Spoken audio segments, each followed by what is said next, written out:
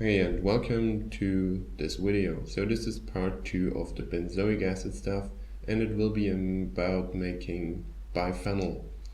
So I have a pretty strange reaction mixture set up here. So in the reaction flask you can see benzoic acid and probably not so well sodium benzoate along with 2 graphite electrodes hooked up to some alligator clips. So this is actually an electrolyzing setup, and instead of adding water, what you usually do during electrolysis, I'm going to melt down the benzoic acid with the sodium benzoate inside. So you need around 120 degrees Celsius to melt down the benzoic, so it's pretty easy for a hot plate. And here you see it being molten. And since there's sodium benzoate inside, it is electrically conductive since I dissolved in salt, which creates ions. So you can pass electricity through it and electrolyze a solution of sodium benzoate in benzoic acid.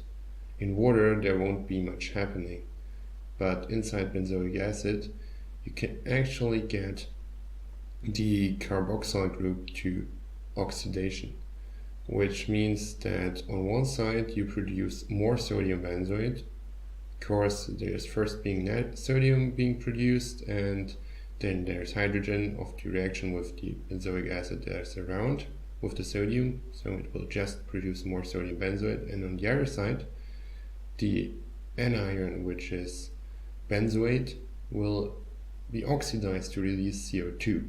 So you have gas production at both electrodes, as you can see here, and in theory it should produce some biphenyl, which are just 2 benzene molecules that are stick together by a carbon bond. And I let this run on around 2 amps for 20 minutes, which is not super long, so you can't expect a great amount of biphenyl from this reaction.